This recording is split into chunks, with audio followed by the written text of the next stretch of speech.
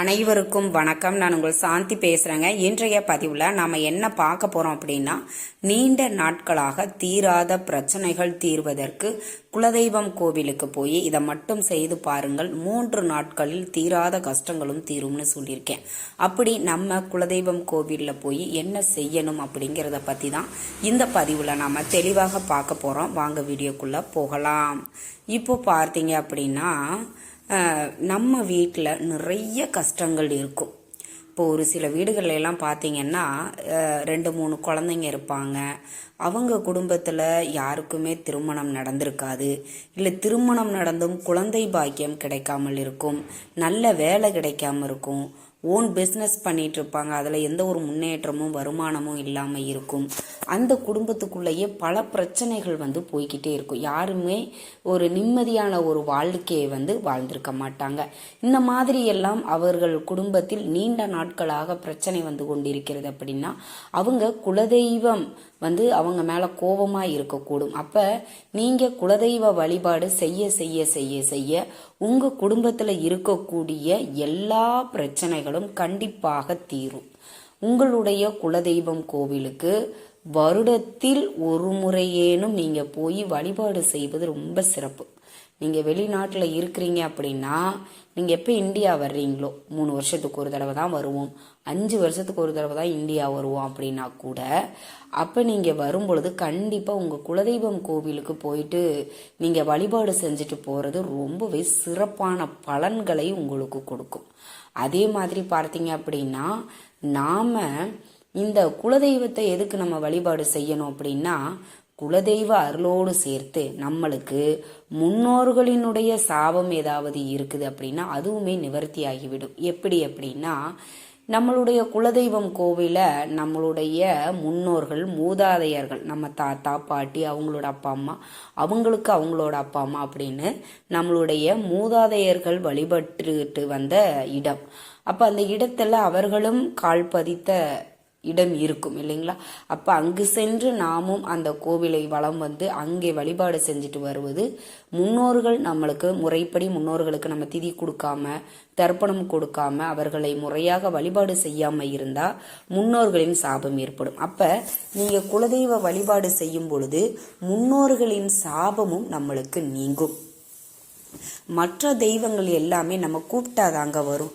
ஆனால் நம்ம குலதெய்வம் மட்டும்தான் நம்ம கூப்பிடாமலே நம்மளுக்கிட்ட வரக்கூடியது குலதெய்வம் மட்டும்தான்.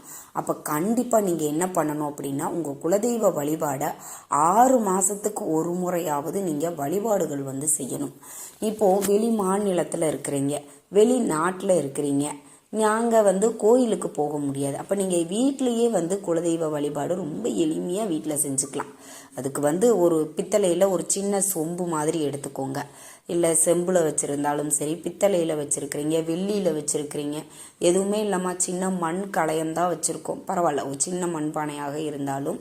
ஆனால் பிளாஸ்டிக் கவர் சில்வர் இது ரெண்டையுமே பயன்படுத்தக்கூடாது. ஒரு மணப்பலகை எடுத்துக்கோங்க, அதுக்கு மேலே ஒரு வாழை இலை வச்சுக்கோங்க, அதுக்கு மேலே பச்சரிசி வச்சுக்கோங்க, அதுக்கு மேலே பச்சரிசியை பரப்பிட்டு அதுக்கு மேலே இந்த சொம்பு வச்சு அதில் சுத்தமான நீரை ஊற்றுங்க. ஒரு எலும்பிச்சம்பழம், ஒரு ரூபாய் நாணயம், மஞ்சள், குங்குமம். அடுத்தது பார்த்தீங்கன்னா வாசனை திரவிய பொடி, ஜவ்வாது, புனுகு, அரகஜா, இதில் எது இருந்தாலும் சரி நீங்கள் அதை வச்சுக்கோங்க. வச்சுட்டு அதற்கு மேலே ஒரு கொத்து வேப்ப இலையும் பூவையும் வச்சுருங்க. இது உங்கள் குலதெய்வத்திற்குண்டான கலசம். இதை வச்சுட்டு உங்கள் குலதெய்வத்தை அந்த கலசத்தில் ஆகாவனம் பண்ணணும். என்ன பண்ணணும் அதுக்கு அப்படின்னா, மலர்கள் இருக்குது இல்லைங்களா, அந்த மலர்களால் அர்ச்சனை செய்யணும். ஓம் குலதெய்வமே போற்றி, ஓம் குலதெய்வமே போற்றி. நான் குலதெய்வம் அப்படின்னு சொல்கிற இடத்துல உங்கள் குலதெய்வத்தின் பேரை சொல்ல வேண்டும். இப்போ உதாரணத்திற்கு உங்களுக்கு அங்காள பரமேஸ்வரி குலதெய்வமாக இருக்கிறாங்க அப்படின்னா, இப்போ எனக்கெல்லாம் பார்த்தீங்கன்னா அங்காள பரமேஸ்வரி குலதெய்வம். ஓம் அங்காள பரமேஸ்வரியே போற்றி அப்படின்னு சொல்லி 108 முறை அந்த மலர்களால் அந்த கலசத்திற்கு அபிஷேகம் செய்து அந்த கலசத்தில் நம்மளுடைய குலதெய்வத்தை ஆகாவனம் செய்துவிட்டு நீங்கள் நெய்வேத்தியம் உங்களுடைய குலதெய்வத்திற்கு, ஒவ்வொரு குலதெய்வத்துக்கும் ஒவ்வொரு நெய்வேத்தியம் இருக்கும். இப்போ எங்களுடைய குலதெய்வத்திற்கு துள்ளு மாவு, அப்புறம் பார்த்தீங்கன்னா பச்சரிசியில் விளக்கு போடுவது அப்படிங்கிறது ரொம்ப விருப்பம். அது என்னமோ அதை வந்து நீங்கள் செஞ்சு அதை வந்து நெய்வேத்தியமாக வந்து நீங்கள் வச்சுக்கோங்க. வச்சுட்டு நீங்கள் வந்து தீபதூப ஆராதனை எல்லாம் காட்டிட்டு உங்களுடைய குலதெய்வ வழிபாட்டை நிறைவு செய்து கொள்ளலாம். இது வெளிநாட்டிலையும் வெளி மாநிலத்திலையும் குலதெய்வம் கோவிலுக்கு போக முடியாதவர்கள் இதை நீங்கள் வழிபாடு செஞ்சுக்கலாம்.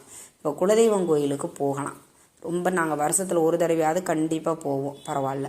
இல்லை எங்களுக்கு நாங்கள் இது வரைக்கும் போகலை, இனிமேல் போக போகிறோம் அப்படிங்கிறவங்க என்ன பண்ணுங்க அப்படின்னா, நீண்ட நாட்களாக உங்கள் வாழ்க்கையில் தீர்க்க முடியாத பல பிரச்சனைகள் இருக்குது, குடும்பத்தில் முன்னேற்றம் இல்லை, தொடர்ந்து ஒரு பிரச்சனைன்னு ஒவ்வொரு நாளும் சண்டை சச்சரவுகளை சந்தித்து கொண்டிருக்கக்கூடியவர்கள் உங்களுடைய குலதெய்வம் கோவிலுக்கு போய் சர்க்கரை பொங்கல் வச்சு உங்கள் குலதெய்வத்திற்கு வந்து எண்ணெய், கோவிலுக்கு தேவையான பொருட்களை வாங்கி கொடுங்க. எண்ணெய் வாங்கி கொடுக்கலாம், மஞ்சள் குங்குமம் வாங்கி கொடுங்க, சர்க்கரை பொங்கல் வச்சுக்கோங்க. தேங்காய் பழம் உடைத்து நீங்கள் சர்க்கரை பொங்கல் வச்சு உங்கள் குலதெய்வத்தை வழிபாடு செய்யுங்க.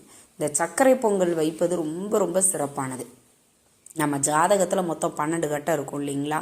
அப்போ அதில் 5வது கட்டம் என்ன அப்படின்னா பூர்வ புண்ணிய, அங்கே தான் அந்த 5வது இடத்த தான் பூர்வ புண்ணியத்தை குறிக்குது அப்படின்னு சொல்லுவாங்க. அந்த 5வது இடத்துல தான் குலதெய்வமும் இருக்கும். இப்போ பூர்வ புண்ணியம் அப்படிங்கிறது என்ன? நம்ம முற்பிறவியில் செய்த நல்லது கெட்டதை பொறுத்து தான் நம்ம இந்த ஜென்மத்தில் அனுபவிச்சுக்கிட்டு இருக்கிறோம் இல்லையா? அப்போ நம்ம என்ன பண்ணுவோம், போன ஜென்மத்தில் நிறைய பாவம் பண்ணிட்டோம், புண்ணியமே பண்ணலை. நம்ம மட்டும் இல்லை, நம்மளுடைய முன்னோர்களும் எந்த பாவங்கள் கர்ம வினைகள் இருந்தாலும் இந்த 5வது கட்டமாக இருக்கக்கூடிய இந்த பூர்வ புண்ணிய இடத்தை தான் குறிக்கும். அப்போ உங்களுடைய கர்ம வினைகளும் முற்பிறவியிலும் இப்பிறவியிலும் நீங்கள் தெரிந்தோ தெரியாமலோ செய்யக்கூடிய தவறுகள் அனைத்தும் அந்த குலதெய்வம் வந்து அந்த பூர்வ புண்ணிய இடத்தை பார்த்து உங்கள் வாழ்க்கையில் நன்மைகளை மட்டும் நடக்க உதவி புரியும். அப்போ குலதெய்வ வழிபாடு செய்வது எவ்வளவு சிறப்பானதுன்னு பாருங்களேன். நீங்கள் சர்க்கரை பொங்கல் வச்சு நீங்கள் உங்கள் குலதெய்வத்தை வழிபாடு செய்யும் பொழுது அங்கே இருக்கக்கூடிய முன்னோர்களும் உங்களை வாழ்த்துவார்கள், உங்களுடைய குலதெய்வத்தினுடைய அருளும் உங்களுக்கு கிடைக்கும். கண்டிப்பாக உங்கள் குலதெய்வத்துக்கு போனீங்க அப்படின்னா நிறைய பேர் என்ன பண்ணுவாங்க, குலதெய்வம் கோயிலுக்கு போவாங்க, தேங்காய் பழம் உடைச்சி சாமி கும்பிட்டுட்டு வந்துடுவாங்க. அப்படி கிடையாது. ஒரு தடவை நீங்கள் உங்கள் குலதெய்வம் கோவிலுக்கு வருஷத்தில் ஒரு தடவை தான் போகிறீங்க அப்படின்னா சர்க்கரை பொங்கல் வச்சு உங்கள் குலதெய்வத்துக்கு படைச்சிட்டு வழிபாடு செஞ்சுட்டு வந்து பாருங்கள். நீங்கள் உங்கள் குடும்பத்தில் தொடர்ந்து போங்க. உங்கள் பிரச்சனை எப்போ தீருதோ அது வரைக்கும் நீங்கள் போங்க.